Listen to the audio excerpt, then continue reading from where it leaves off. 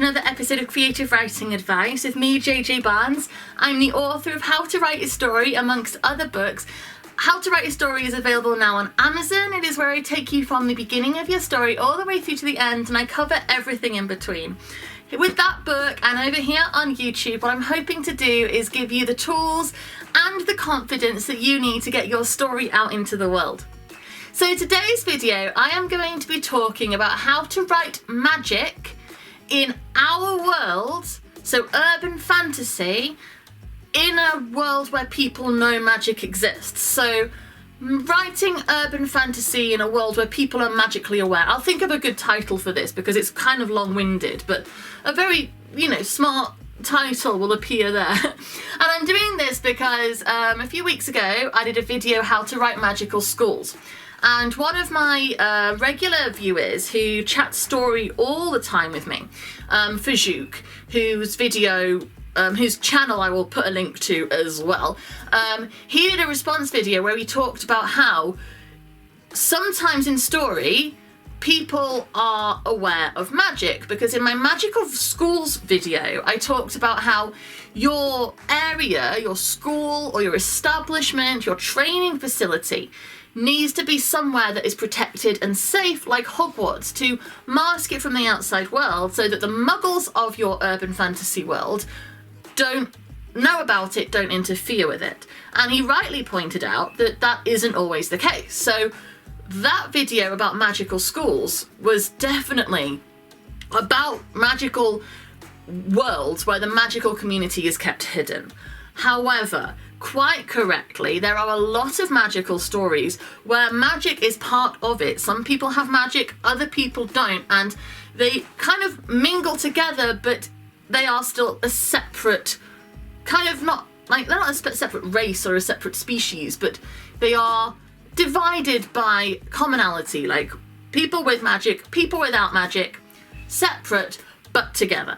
So you need to think about how to write that, because if you're going to write a world where the people are aware of magic or superpowers, so think of the Avengers is the top example I can possibly think of to show you how it can be done. In the Avengers, there are witches with Scarlet Witch, there are mutants with Quicksilver. I suppose Scarlet Witch is also a mutant. But anyway, point is, you've got people like Iron Man, who is not any of those things, but is superpowered. You have people who have been changed into being superpowered, like Captain America or the Hulk. You have people who are born with superpowers. You have people who are just particularly skilled. The point is, an entire urban fantasy setup where the magical people coexist with the non-magical people. Now, they still have their separate private spaces. You've got Tony Stark's tower, you've got the training base, they are still kept separate, but the world is aware. So one of the most important things you have to think about if you want to write this kind of story, because it's actually harder, because when you write a story where you're writing urban fantasy but the people aren't aware of the magic, it's much simpler because you're writing in our world, so all the references will be the same. There's buses and cars and houses and shops, and it's all very this world. But you do not have to worry yourself about sort of the integration process, because they keep separate. Even in things like Harry Potter at the World Cup, the Quidditch World Cup, the humans who become aware of it and notice it, they memory charm them and they stop it. So you don't have to. You can kind of build a separate society that functions and isn't interfered with. But if you're mingling them together, there's going to be things to consider. For one thing, your non-magical people, do they trust them? Because if they don't trust them, think of in The Incredibles, right? I know it's a kid's film, but a lot of my references are kid stuff, so you're used to that by now, right? In The Incredibles, they have an entire uprising against the supers and forbid them from using their powers because the non-magical people aren't comfortable with it. They don't trust them, they don't like it, so the supers then have to start working in secret, even though people are aware of it. Because if you've got a lot of people without power and then a few people who have an incredible power, who's going to say if they're going to like misuse that, if they're going to exploit people with that power. So do your people, your non-magical people, trust them? If they do they then worship them? Because then they're kind of becoming like gods. If you look at Superman, he's kind of like a god, and when he dies, they do worship him. He has monuments, he has the world in mourning, he has statues, he has big like banners hanging everywhere. The death of Superman is like a world over. It is like the death of a god. So that would then change how your magical people react as well, how they interact with the people. Are they superheroes? Are they using their powers to do good and to save people, like Avengers, like, you know, all of the superheroes basically? Well, not all of them, there's the bad ones, but anyway, ignore that. Are they doing that? Are they trying to use their power to benefit other people?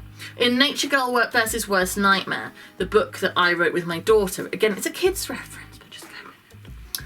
She is training. She is a magical child who is training to be a superhero so that she can benefit the world, so she can save people. That's what that particular magical school does. It teaches magical children how to benefit the non-magical people, how to save lives.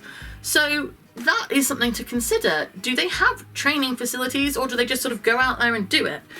How do they set that up? How are they, you know what I mean? Because if you just expect them just to go do it, like Spider-Man, because he isn't trained up until like Tony Stark comes along, he just goes out and does it. But then you have other people who, like the mutants in X-Men, who are sort of funneled into a place so that they can be trained to do it. Or are they studying? Are they fully invested in growing, becoming more powerful, developing their skills, their craft? But they aren't thinking of the non-magical people. The non-magical people are aware of them. They're a strange sort of behind stone wall community, but they don't really interact with one another. In which case, if you're doing that, you've got some fantastic opportunities for Romeo and Juliet type conflict. You've got the magical person falls in love with the non-magical person. How does the two communities cope with one another? How do they work that out? These are all things that you need to consider, because whether they trust them or not will have a massive impact on how openly your magical people can use their power, whether they meet rebellion, whether in the news there's all stories because somebody has been spotted using their banned power. That is all going to play into it. If they're saving the world, if they're out there trying to help people, then you're writing a superhero story. And then if they fail at something, like in The Incredibles, how do the people who've been depending on them respond? You have to... It's harder to write stories where the magical people and the non-magical people are mingling, because you've got so many more things that are going to come into consideration about it, because you've got essentially a culture war. And even if they're not actually at war, they are competing to exist in our world, and one of them is incredibly, incredibly much more strong. So trying to find that balance, how they interact, is tricky, and you have to nail it down before you start writing. Because if you go into it a bit, oh, maybe they know, maybe they don't, I'm not sure, you're going to make it much harder for yourself in editing. You need to know now, are you revealing the powers to people in this story, like when Iron Man does his big I'm Iron Man thing, right? Are you doing that and then dealing with the consequences of it in your story? Which is probably easier, because that's the main conflict then. How do the people respond? Or are you writing a story where people have coexisted forever, and there is an existing setup, and your story, your conflict exists within that? And it's fine, you can do it either way, but make sure you know what you're doing. Make sure you know in advance, how do the non-magical people think of the magical people? How do the magical people think of the non-magical people? Because there is going to be a clash there. Even if, as I say, they might not be at war, but there's going to be, as I say, that when you've got people who have got differences, even if they can like and respect each other for the most part, you've still got people who will dislike people because of their skin colour. So they're definitely going to dislike people if they've got power. You know, you have to acknowledge that it's not going to just sort of smoothly integrate, because people don't.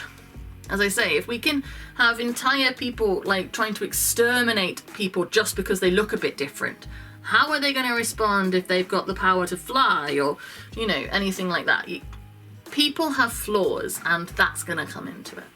So I hope this has been helpful and interesting, and I like stories like this. I mean, obviously I'm a massive Avengers nerd, so I love stories, but I'm aware that it is a tricky line to weave, and you have to consider so many different things, but if you get it right, it can be great. So I would, if that is something you want to write, I would absolutely encourage you, and I would like to hear about it. So drop a comment below and tell me all about it, because that would be fun for me, and I would like to be able to see that.